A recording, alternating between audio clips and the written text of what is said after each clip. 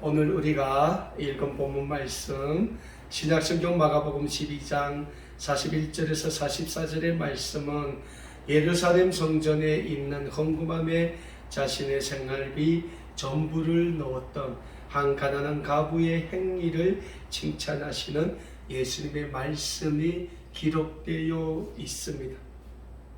오늘 본문 말씀의 내용은 간략하게 이런 내용입니다. 예수님께서 여느 때와 같이 제자들과 함께 예루살렘 성전으로 올라가셨습니다. 성전에 들어가신 예수님께서 보통 때와 같이 다윗의 말씀으로 예수님 자신이 그리스도이심을 강론하셨습니다. 그리고 늘 자신이 으뜸이라고 여기고 있고 또 존경받기를 즐거워했던 백성의 서기관들의 행동을 조심할 것을 자신의 제자들에게 말씀하셨습니다. 이런 말씀을 마치신 후 예수님께서 성전을 나오시며 성전에 놓여있던 헌금함 옆에 가서 앉으십니다. 그리고 예수님께서 많은 사람들이 그 성전에 놓여있던 헌금함에 헌금을 넣는 모습을 바라보시다가 한 가난한 과부가 그 헌금함에 헌금을 넣는 것을 보시고 제자들에게 그 가난한 과부가 헌금함에 넣은 헌금에 대해서 칭찬하시는 말씀을 하고 있습니다. 근데 사랑하는 여러분, 오늘 이 가난한 과부가 그 성전에 놓여있는 헌금함에 헌금을 넣는데 그 헌금이 얼마인지 아십니까? 당시 돈으로 2렙돈입니다. 이 2렙돈을 다시 말하면 한 고두란트라고 했어요. 오늘 한국 돈으로 설명하자면 이 가난한 과부가 헌금함에 놓은 헌금이 한국 돈 300억밖에 안 되는 동전이었습니다. 그런데 예수님은 이 가난한 과부가 넣은 그 헌금을 칭찬하고 있다는 거예요. 왜 칭찬합니까? 이 가난한 과부가 다른 사람들보다 많은 돈을 헌금함에 넣었기 때문에 칭찬을 하십니까? 아니라는 거예요. 예수님은 이 가난한 과부가 헌금함에 넣은 헌금을 바라보시며 이 가난한 과부의 두 가지에 대해서 칭찬을 하십니다. 하나는 뭡니까? 이 가난한 과부의 신앙의 자세를 칭찬하셨다는 거예요. 신앙의 자세. 그리고 이 가난한 과부가 자기가 가진 전부를 그 헌금함에 넣은 것을 보시고 예수님께서는 이 가난한 과부가 가지고 있는 신앙의 기준을 칭찬하셨어요. 신앙의 기준. 오늘 본문 말씀인 신약성경 마가복음 12장 41절에서 44절의 말씀을 제가 다시 한번 봉독해 드립니다. 예수께서 헌금함을 대하여 앉으사 무리가 어떻게 헌금함에 돈 넣는가를 보실세 여러 부자는 많이 넣는데 한 가난한 과부는 와서 2렙돈 곧 한 고두란트를 넣는지라. 예수께서 제자들을 불러다가 이르시되 내가 진실로 너에게 이르노니 이 가난한 과부는 헌금함에 넣는 모든 사람보다 많이 넣었도다. 그들은 다 그 풍족한 중에 넣었거니와 이 가난한 과부는 그 가난한 중에서 자기의 모든 소유 그 생활비 전부를 넣었느니라 하시니라 라고 말씀하고 있습니다. 사랑하는 여러분, 예수님은 왜 이 가난한 과부가 성전 헌금함에 넣은 2렙돈의 헌금을 소중하게 여기고 계십니까? 그것은 그 가난한 과부가 자신이 가지고 있던 전 재산 즉 생활비의 전부를 하나님께 드렸기 때문입니다.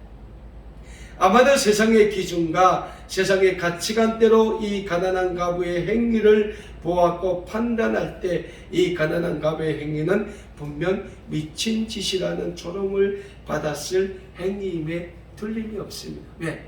이 가난한 과부는 자신이 가진 모든 전부를 하나님께 드렸기 때문입니다. 그렇다고 그 가난한 과부가 하나님께 드린 전 재산이 엄청 많은 것도 아닙니다. 고작해야 한국 돈 300원을 하나님께 드렸습니다. 그러나 예수님께서 그 가난한 갑의 두 렙돈의 헌금을 보신 것이 아니라 그 가난한 갑의 마음의 중심을 보셨던 것입니다. 지금 예수님이 앉아 계시는 예루살렘 성전에 놓인 헌금함에는 많은 사람들이 헌금을 하고 돌아갔을 것입니다. 그 중에는 바리새인들도 있었을 것이고 사두개인들도 있었을 것입니다. 백성의 랍비들도 있었을 것이고 백성의 장로들도 있었을 것이고 백성들의 서기관들도 있었을 것입니다. 뭡니까? 부자는 부자대로 많은 헌금을 헌금함에 넣었을 것이며 가난한 사람은 가난한 대로 헌금함에 헌금을 넣었을 것입니다.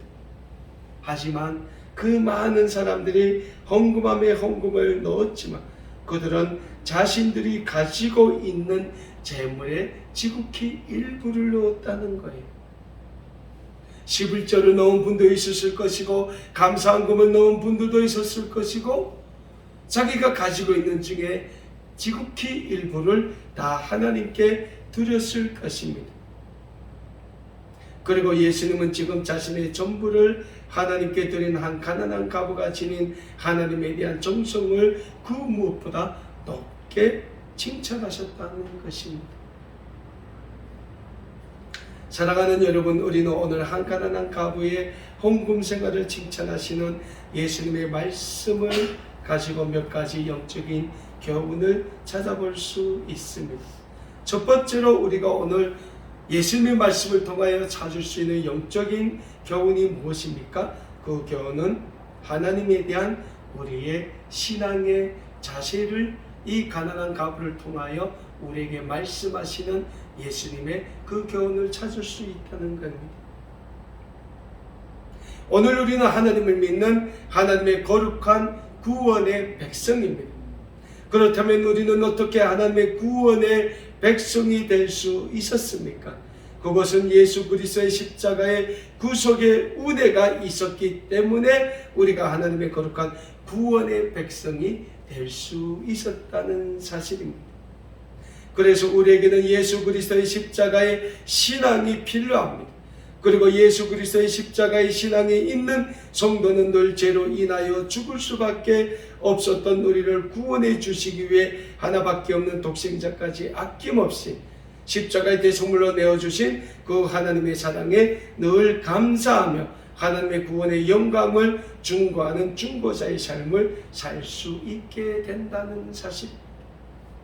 그리고 그런 중보자의 삶을 살게 힘쓰는 하나님의 거룩한 구원의 백성들은 오늘 자신이 지니고 있는 모든 것을 다 하나님께 드린 한 가난한 과부처럼 우리의 모든 것을 다 온전히 하나님께 드림으로 하나님을 섬길 수 있는 신앙의 자세가 있어야 한다는 사실입니다. 저는 오늘 본문 말씀을 묵상하면서 우리 아름다운 꿈의 교회 공동 목사이신 김성호 목사님을 떠올라 보았습니다. 그분은 우리 탈북민 선교를 위해 자신의 모든 것을 하나님께 드린 하나님의 종입니다.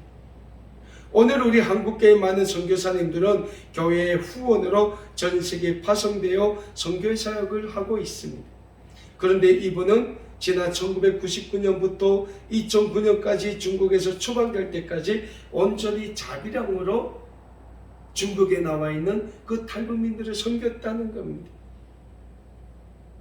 그들은 그 10년이라는 세월을 고난의 행군 시기 탈북한 수많은 탈북 청소년들을 돌보는 사역을 중국에서 해왔습니다.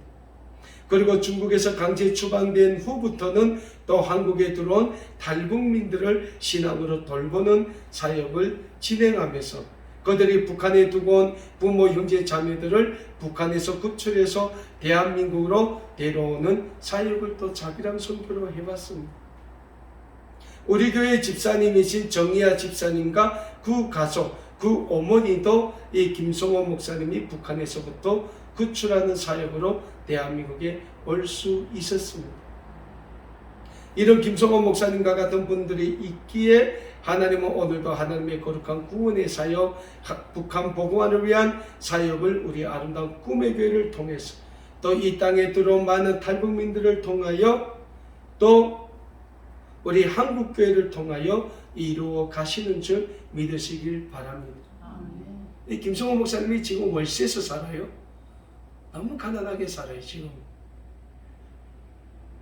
근데 하나님이 그 목사님이 섬기신 축복을 그 자녀들에게 주셨어요. 큰아들 내에는 고려대학교 졸업하고 로스쿨을 졸업하고 지금 변호사를 섬기고 있어요. 둘째 아들은 서울대 음대를 정기간 장학금으로 졸업하고 지금 또 독일에 가서 또 성악을 유학하면서 또 독일에 있는 그 오케스트라에 취업을 해가지고 또 공부하고 있어요.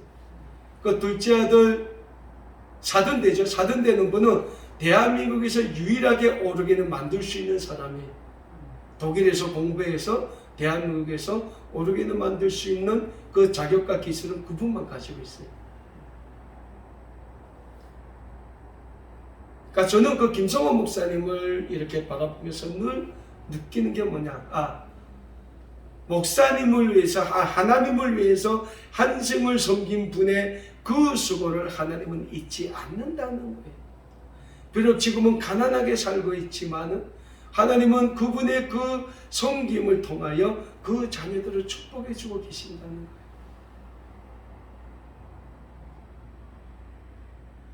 저는 오늘 우리 시대에 하나님이 원하시는 신앙의 자세가 어떤 자세일까 할 때 하나님은 아마도 김성호 목사님과 같은 신앙의 자세를 우리에게 요구하고 있지 않는가. 우리에게 절대적으로 이 시대에 필요한 신앙의 자세가 아닌가 생각을 해봅니다. 요즘 시대가 얼마나 어렵습니까? 코로나19라는 기나긴 팬데믹 상황이 우리의 신앙, 우리의 믿음을 얼마나 흔들어놓고 시험하고 있습니까?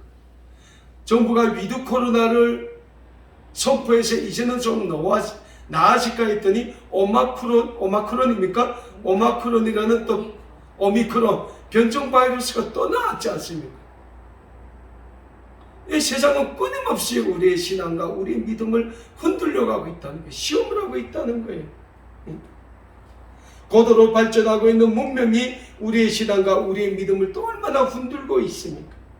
무엇보다 경제의 발전으로 인한 물질의 풍족함이 우리의 신앙과 우리의 믿음을 시험하고 있는 시대가 오늘 우리가 살고 있는 이 시대가 아닌가. 우리는 늘 하나님의 말씀 앞에서 우리 자신을 돌아보아야 된다는 거예요. 그런데 신약성경 마태복음 22장 37절과 38절에서 예수님이 우리에게 또 어떤 말씀을 주고 계십니까? 예수께서 이르시되 내 마음을 다하고 목숨을 다하고 뜻을 다하여 주 너희 하나님을 사랑하라 하셨으니 이것이 크고 첫째는 계명이라고 말씀하셨다는 거예요. 뭡니까?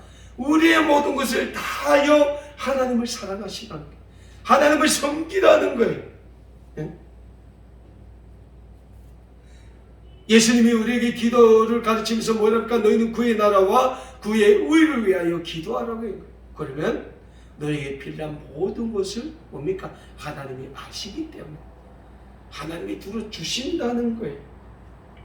사랑하는 여러분, 예수님이 우리에게 말씀하신 것처럼 우리의 마음과 우리의 목숨과 우리의 뜻을 다하여 우리 하나님만을 사랑하게 힘쓰시는 우리 모두가 다 되실 수 있기를 간절히 소망합니다. 그러자면 우리의 신앙의 자세가 늘 하나님 중심에 바로 서 있는 신앙의 자세로 만들어 가기에 우리는 힘써야 합니다. 그래서 구약성경에서 우리에게 뭐라고 말씀합니까? 우리가 정금과 같이 정금과 같이 연단할 때 하나님은 우리를 들어서 하나님의 거룩한 구원의 사역을 이루어 가신다고 말씀하고 있지 않습니까?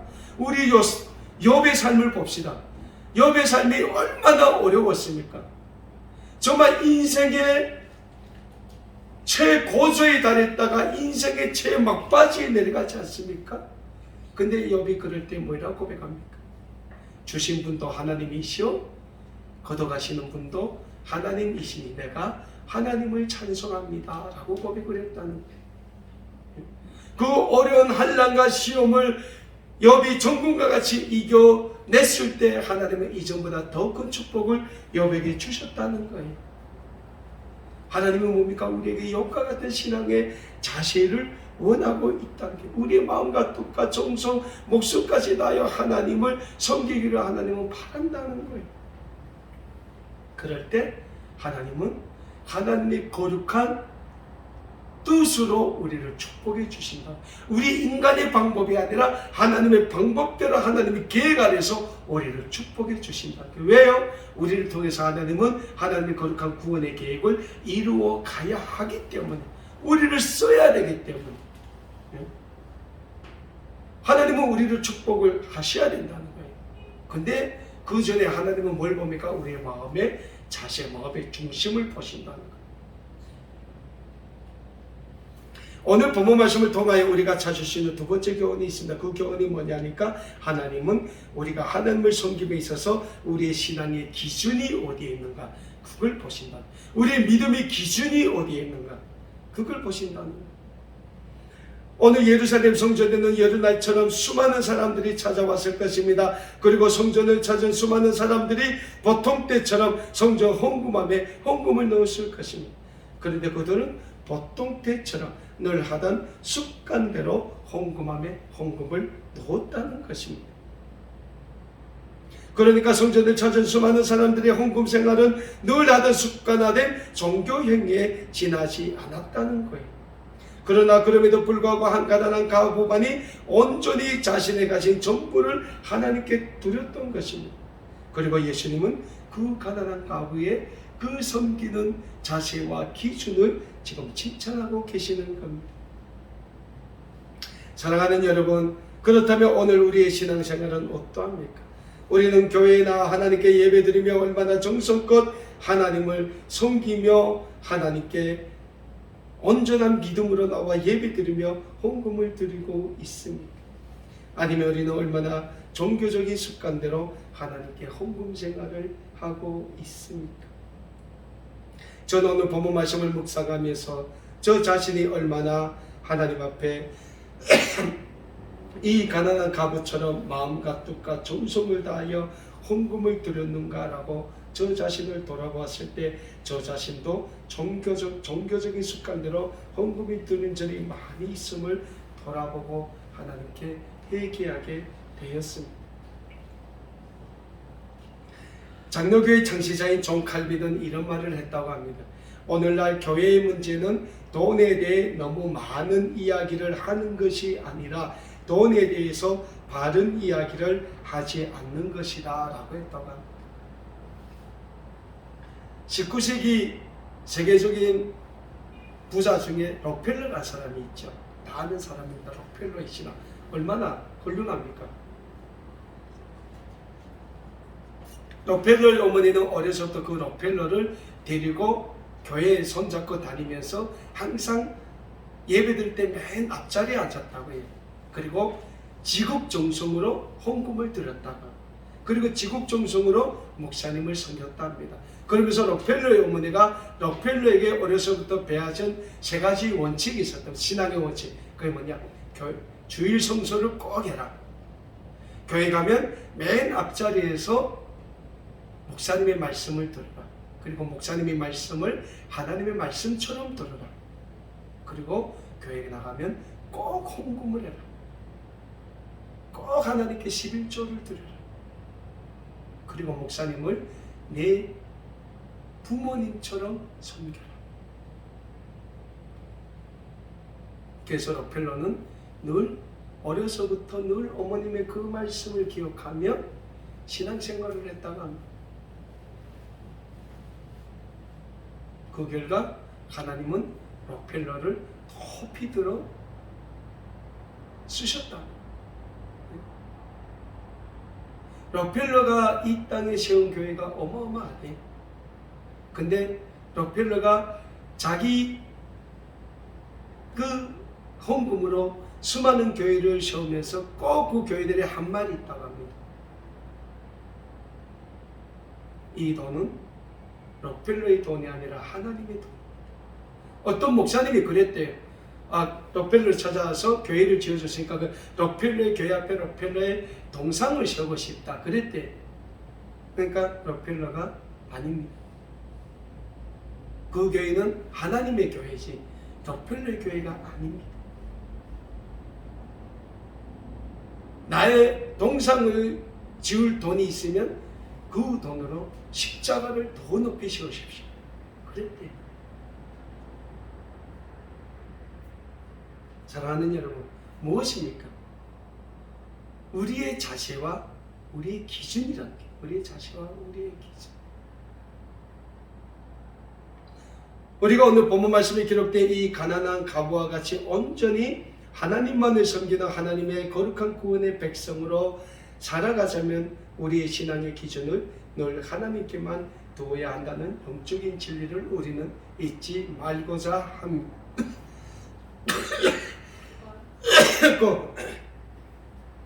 예수님이 말씀하신 것처럼 우리의 온 마음과 뜻과 정성과 목숨까지 다하여 하나님을 섬길 수 있는 신앙의 자세는 우리가 온전히 우리의 모든 삶을 하나님께 기준을 두고 하나님께 초점을 맞추고 살아갈 때 가능한 것입니다. 오늘도 예수 그리스도의 십자가의 구속의 은혜로 우리를 거룩한 구원의 백성으로 삼아주신 우리 하나님께만 우리의 삶의 모든 기준을 두고 살아갈 수 있는 우리 모두가 될 수 있기를 간절히 축원합니다. 그러면 교회는 끝나요. 저는 그래서 교회는 우리가 교회 구성원들인 우리가 정말 우리의 삶의 모든 것을 하나님께 딱 맞추고 살아간다면 그러면 그 교회는 누가 축복합니까? 하나님이 축복한다는 거예요. 그 교회를 하나님이 들어 쓰신다는 거예요. 저는요, 한 8,000명 되는 대역교회에도 한 10년 있어봤고, 지금은 이렇게 수요예배 우리 몇 명한 이런 지금 개척교회에 대해서 섬겨보지만 저는 교회는 크고 작고의 문제가 아닌 것 같아요.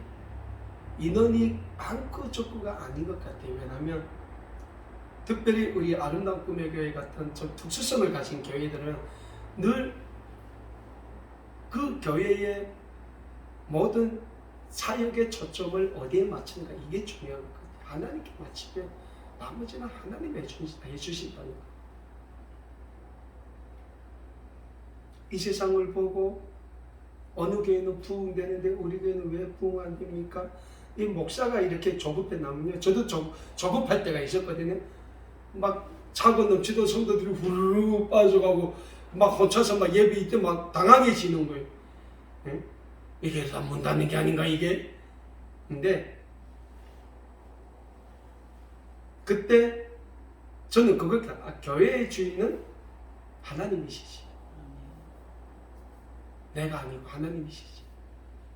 그것만 제가 잊지 않으니까 나머지는 하나님이 하시더라고요.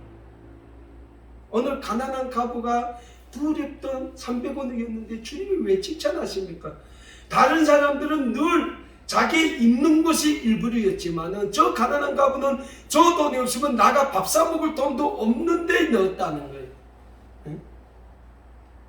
그 마음의 중심을 예수님이 보셨다. 마음의 기준을 보셨고 그 가난한 과부의 하나님에 대한 그 삶의 태도를 보셨다는 거예요.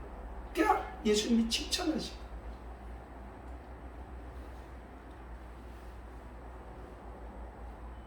그러면 저는 이 박 목사는 10,000원짜리 하나밖에 없을 때 이거 없으면 밥도 먹는다 못 먹는다 할 때 하나님이 그 약했다 밭처럼 제가 바칠 수 있을까요? 네? 근데 우리 하나님은 그것마저도 바칠 자세와 마음의 중심을 요구하신다는 거죠. 사랑하는 여러분, 하나님만 바라봅시다. 하나님께만 초점을 맞춥시다. 우리의 모든 삶의 기준을 하나님께만 둡시다. 그러면 그 나머지는 하나님이 이루어 주실 줄 믿습니다. 이 신앙의 기준과 자세를 가지고 늘 주님 몸된 아름다운 꿈의 교회를 섬기시고 또 하나님이 우리에게 주신 이 시대적 사명을 늘 이루어 가시는데 온전히 힘쓰시는 우리 모두가 다 되실 수 있기를 주님의 이름으로 간절히 소원합니다. 기도하겠습니다.